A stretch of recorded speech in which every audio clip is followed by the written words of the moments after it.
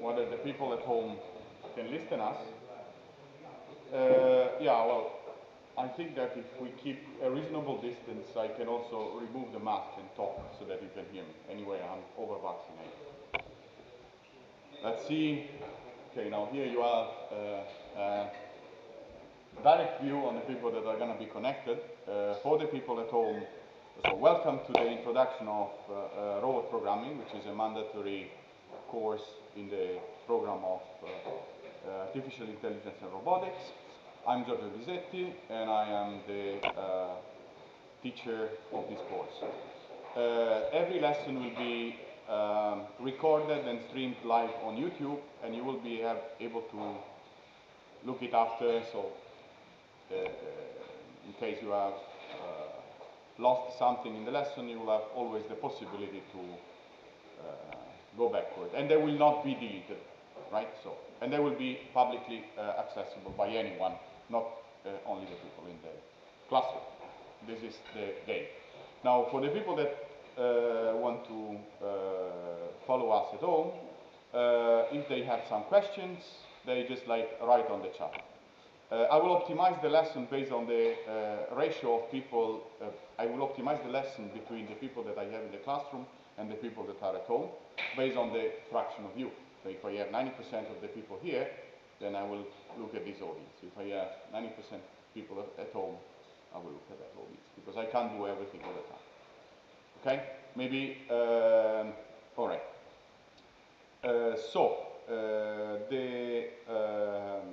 There will be two people assisting you in this course. One is me, and the other one is Luca, the Gian Marino here, that will be the tutor. You can turn around and show yourself. Okay. For the people at home, you will not see Luca until he comes on the stage. And then now we can actually start.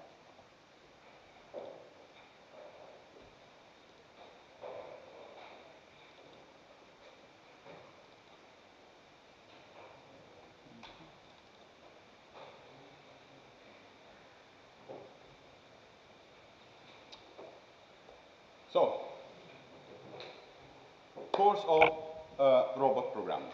Now you enrolled in the Master of Artificial Intelligence and Robotics, and you will become familiar with the architecture of robots or architecture of cognitive agents, which is illustrated in this picture. Basically, it says that if you have a machine, a cognitive agent moving in the environment, this machine constantly runs a loop, which is consisting of sense. You observe the environment around. While observing the environment around, you construct an internal representation of how the world should look like to the extent of your algorithms, right? It's not that you look at a table and then you have a table in your brain. It's not going to fit. You have to carry on some sort of abstraction that will allow you to represent the table with the necessary characteristics that are required to support the task you want to do with this table. Okay? So you have the sensing, which comprises acquiring data from sensors, processing this data, and constructing an internal representation. Then once you have this internal representation, is not all, because if you live in the environment, typically you want to modify it, not sometimes for the good, some other times for the bad, but you want to modify the environment. Then you have a desired state that normally you represent in the same fashion or with the same data structures of the state that you perceive. Then there will be, you have two situations, the situation that I want to be and the situation that it is, and then you trigger a sort of machinery, algorithms, programs, whatever, that calculate the sequence of actions or the sequence of states that you have to traverse in order to transform the actual perceived situation in the desired situation of the environment. Okay? This second part is called planning. Once you know what you have to do, then it's time to control the actuators. And so these actions will have to be potentially, or the sequence of states will have to be converted into signals or that are in the end control motors or lights or whatever you want to do. And this other part is called act. This is a super straightforward, let's say, concept, and you will see it heavily in artificial intelligence. What will we be talking in this course? This course is called Robot Programming. I have to basically be sure that at the end of this course, all of you will have some programming abilities that will be able to support, will be used to support other courses that you will be following in the remaining part. So this master has an extremely heterogeneous set of students that come. We have students that come from computer science, but we have also students that come from other branches of engineering, and from different countries, different universities, different backgrounds. So for some of you, what we say might look boring. For some other of you, might look difficult. But I mean, that's a cost we have to pay. We are going to be always available for further explanations. Normally, I tend to think about programs. I mean, let's open a parenthesis and let's for a second talk about the environment. I mean, I had recently the experience of buying one of these power meters, because with the smart working I have seen with the smart working, remote working, I had seen the bill of my apartment, the electricity bill, really bumping up. It says, okay, maybe I can spend a lot of money because staying all the day at home, you consume more things, you keep the lights on and so on. And then I started monitoring the consumption of the different devices, but I was kind of wondering because, well, normally I'm never at home. If I am at home, you clearly you see a big ratio. Then I mounted this power meter, this laptop, between the socket and the plug of this laptop and the electricity connector. Turns out that if you open one browser tab, it can cost you up to 10 watt. It's like the programs, they do have a carbon footprint. Okay? And now in the actual society, we are optimized in terms of software, in writing software quick. Right? In order to write software quick, we tend to pick up a million of libraries, a million of things, because now you are in a rush, you are on the clock.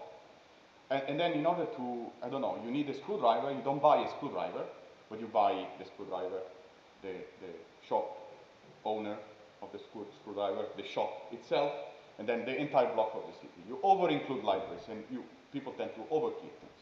This is one aspect. The second aspect is that high level is nice. High-level programs, high-level things are beautiful because they allow you to quickly validate your ideas. On the other hand, sooner or later this program will have to run on a machine. And then if you have a really high-level system, so to say, a Python that calls a neural network that runs on a GPU, blah, blah, blah, blah, blah, for doing a simple task, then you might think, can't I do the very same task in an easier way, or maybe in a more computationally efficient way? And this is particularly relevant when you talk about robots, because when you have software that consumes a lot of electricity, these robots have to move around. You are automatically reducing the autonomy of this platform, because it's going to burn basically all the energy to run this while one loop inside that someone uselessly put. Okay? So like, for this reason, I will introduce you to concept of C++, which is a compiled language. We will work with compiler systems, and we will target the real hardware, the real platform of the machine. We will not use interpreters or other things. Maybe in other courses you will be using these interpreters, these Python, Octave, whatever. Also, in other course that I'm going to teach you in some years, or maybe tomorrow, we will be using these tools for learning. But then in the end, once you have a production system, then you have to nail it down and to get it running effectively. Therefore, like, my stress is on compiled languages. So like, typically in developing projects of a non-atomic size, like a little bit large projects, typically you have a lot of files, a lot of your build, your software is distributed in many folders, in many files, and so on. And I have found in my experience in teaching you and the people, the previous you, I have found that the build system, like now you have all these files, people maybe are able to write a program, but then how do I compile all these things in an effective way? And normally, like, people have to learn on themselves about CMake, about Make, and about the different build systems that are there. As a gift, we're introducing this one lesson, build systems, and how to basically move from source file to executable files for large projects. We will dig quite a lot into C++, quite a lot. Maybe a month, of course, will be C++, starting from the next round.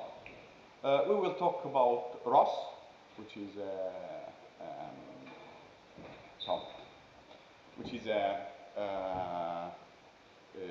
it's called robot operating system, more than an operating system, because I'm teaching also operating systems. It's more an environment where you can run that assists you in designing robotic programs, and it acts some sort of like of a middle, or a way of constructing a programming modules and making these modules to communicate. In particular, we will familiarize our concepts of ROS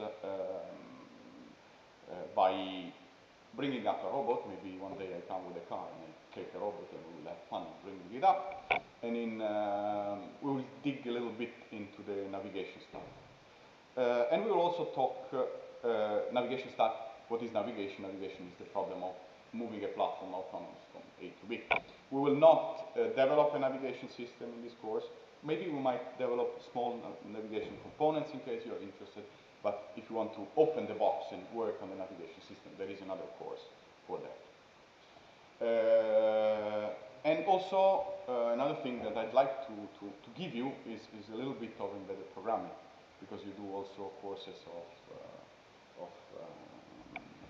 embedded programming means programming small devices that control in tight control loop, actuators, motors, and this sort of things. So you might want to have in the end a small board that controls a motor in constant speed, starting from everything, like starting from the board, the motor, and maybe some other glue electronics. Or maybe you want to be able to read a sonar. Okay, this will be another thing, and we will do this in C++. All right, so now, what is C++? For those, I answer now. Let me see if I have questions. Sorry, guys, I have to toggle the You don't have any questions. I don't know. Thanks. We will now expand a little bit this thing, then I will take questions. Then we will have 3 parts of slides today. So then I will take questions on this part. What is C++?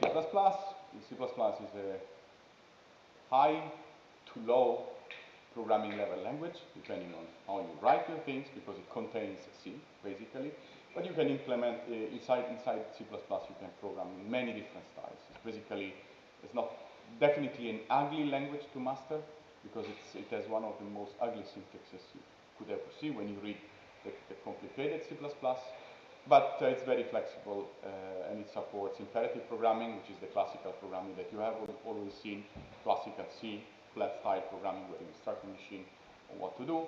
On top of it, it supports object orientation, which in the end is just a way of writing programs. And probably the most powerful tool for when it comes to efficiency is that it supports the generic program. And why do we need to learn C++? And once again, I stress, in your life you'll have to make a choice. Either you are an assembler of technology or you are a developer of technology. Like either you do the tools that everyone else uses, or you use the tools that someone else has done for you. I'd like to give you the hook to go on the first path. Okay. Why? Well, almost anything that you run at the end is written in C++ or below. At the end means at the end of the Python. Python itself, I think it's written in C++ or in C, the interpreter. And any function that you say, oh, Python does it well. Yes, it does it well because you write one line that then gets cooked into a callback to a C function that does the task. What you see on the right is just an example of C code. We will talk slightly, maybe tomorrow, about robots and sensors. We will have to deal with these things. Sensors are devices that measure some quantity of the environment and then turn it into a number or in a bunch of numbers, which is then what the machine can program. And actuators are devices that, if controlled in current or in tension, in our case, they have some sort of effect on loop. Okay. ROS, as I said, is a middleware for robotic systems, and basically I have to teach it to you so that when you will be doing your master thesis, you say, ROS, easy. Okay, this is the reason why I will be teaching you ROS, and we will figure out that it's fairly simplest concept, the core of ROS. What people tend to confuse in the community is what the difference between ROS and the modules which are coming with ROS. ROS is just a middleware by itself. It's a communication program and a system between modules, and it's some sort of convention and some bunch of standard data structures. On top of it, you might have components that actually do the things. Just think about the difference between an operating system and the applications that run on the operating system. You might have a crappy operating system which, with fantastic applications, says, oh, this computer is good. Or you might have a brilliant operating system with crappy applications, and you say, oh, this computer is not. Of course, the operating system plays a major role in that, like in the case of the operating system. But sometimes the applications are made in a way that they take over the control. They do a lot of calculation, they interact minimally with the operating system, and unless it doesn't do some messy thing with the memory or two, with the handling of resources, then they are going to be better than bad applications on a good operating system. Can you hear me also on the back? We'll talk, as I said, about navigation. We will familiarize with the concept of constructing a map, localizing in a map, planning a reasonable path onto this map. What you see here in the video is was Homer, an old robot that we built when we were in, because it's yellow and it's big, an old robot that we built when we were in Freiburg, and here you see more or less the game of navigation. We will familiarize with the concept of constructing a map, because without a map you can't tell the robot where to go. We will familiarize with the concept of localizing in a map. Okay, now I have my map, I have my environment representation, and I see a tree. Where can I be? Because in order to carry on the task of going from A to B, you need to constantly be aware of your position. And this process of matching the sensor data and trying to figure out where you are in the map based on the history of sensor reading, this is called localization. We will talk minimally about path planning, and also maybe you will see it with autonomous mobile robotics executing a path. So once I have the controls, how do I actually make it that my robot follows the trajectory that I have calculated in order to traverse the sequence of states which represent the robot positions along the path. As I said, we'll talk about real-time embedded programming. Many of you, those that did some courses with me, I think Sistemi Operativi, Laboratorio di Intelligenza Artificiale, etc., already have this board. You can lend it, buy it from an old student. It's 15 euro maybe, or 10 euro board. It's an Atmel Arduino compatible board. You can find it, and we will do something with it. Okay? But that will be a little bit further in the course. So if you have it, you use the one that we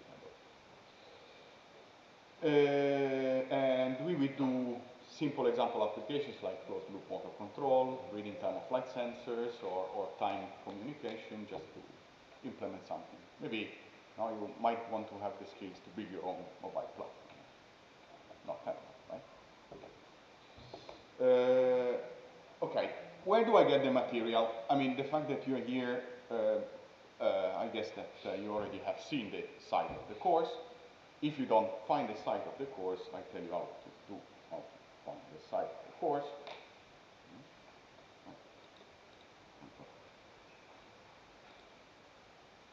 No, it's not cooperative.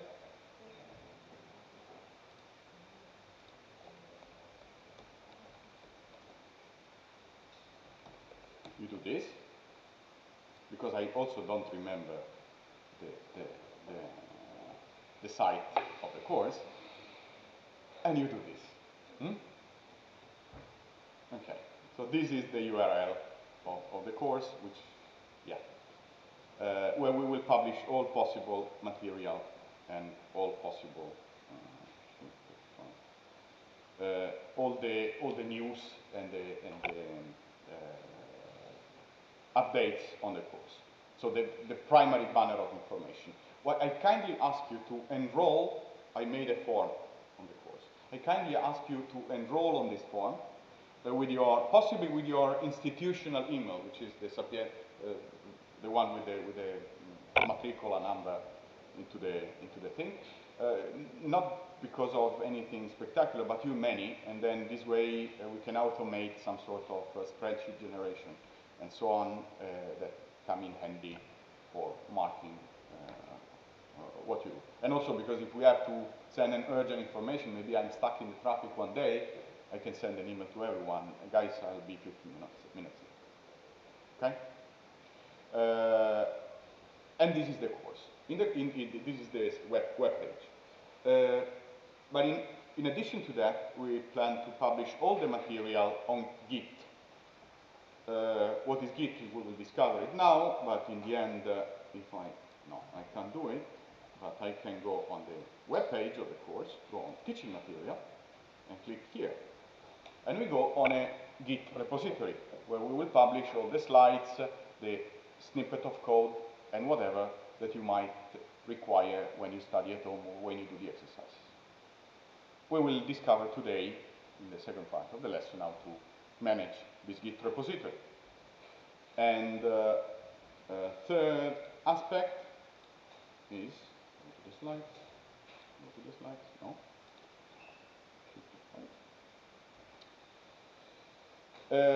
What I warmly recommend you is to install an operating system on your computer. So install Linux, okay? You can use 18 or 2004. Please try to install Linux. If you have a super fancy new hardware that doesn't support Linux, okay, we live with that, and you can use a VirtualBox environment. There are VirtualBox images for Ubuntu 1804 or 2004. You can use that. Beware that we will need quite some RAM, so at least 4 gig for doing our things, for running ROS especially later on. But if the preferred choice is to have a system that boots on Linux, at least once in your life, you'll have to do that. Okay. And there's no way back, actually. It's an experience. People that make the transition, they never go backwards. You will have all the software on the repository, and we will update the repository constantly after every lesson with the slides, with everything, and contacts. If you have questions, you can ask it, of course, here. You can paste it in the chat if I manage to read it, or you can write us an email. Was in the first slide, the emails to me and to him, because I don't know how many courses and I lose track of the emails, so like maybe, like after a week, that was you, and now I answer, right? So write also to him, because he has only one course to handle, and he kicks me when I am not reacting. Him is Luca. If the email doesn't clarify the things and so on, all the stuff don't fix the doubts, then we can also have appointments in office hours and discuss the individual issues. Now, what is interesting for you, the evaluation. The evaluation is binary, so means that this course has a grade, which is true or false. Normally, all of you will get true. Even if I'm not allowed to say it, obviously we will not register the failure of the exam. So you only get true or you're absent. At the same time, I tell it for foreign students, because in Germany or in other countries it's different, like the math methods. This doesn't mean that you can do the exam a million times, until it's also the good thing is that there's no grade jumping, right? Because there is some student that refuses the grade until they don't get the grade that they please, right? No, here it's true or false. So, like this says me from this habit of yours. You will be evaluated basically by a project that you will have to present us. The project you will be will be developed at the end of the course, because otherwise you don't have, I didn't teach you the stuff that you need for doing it. Will be developed on a Git repository, traditional Grisetti way. You know how it works. For those that followed the other courses, you will create your own Git repository. We will track the individual commits, because we also want to see how you do while doing developing the system. Is that clear? What are the commits? Later on, still in this lesson. But we want to monitor the progress. Will be carried on in small groups, and then will be discussed when you're ready. And the exam will be registered at the next useful session. And that's it. Now, final thing, I think the structure of the lesson was the last one of the presentation. In this initial phase, obviously, it doesn't make sense to divide the people in groups if I have to give a lesson, right? So we will suffer for 4 hours together, right? All together, so where I will indoctrinate you. And then the plan is that I do the indoctrination on Monday, and on Thursday I come here idling while Luca is on the stage and presents the exercises that we will assign on Monday. Today we give the exercises, and Luca presents them. I remarked that doing the exercises allows you to spot immediately your weaknesses. There won't be any evaluation on exercises. But if you don't do them, if you don't try, you don't figure out why it doesn't work. Okay? So this concludes the presentation. I'm here to take any question, and then we go to the next batch of slides. Ci sta qualcuno? Sì, un paio di domande. Non me speaks. Sorry, I have questions. Okay. Pasquale asked, the lesson is going to be recorded? Yes, Pasquale. Ah, wait, Luca answered. But hai risposto te? Sì. Allora, voi che serve? No, detto se vuoi vedere. Okay, all right. There are no questions in the lecture. Now, one parenthesis. For those that have followed, how many of you come from Sapienza thing? You too, I remember. You. I want to see your armpits, not this. Okay, 1, 2. Okay, like a minority. Okay, for you, there will be an overlap with robot programming. It's nothing I can do, but we will dig a little bit more on C++. With LabAIG, you understood. But we will dig a little bit more on C++. We will do the things calmer and deeper. Okay, so it's 40 minutes. I take 5 minutes break, I pause the video, and then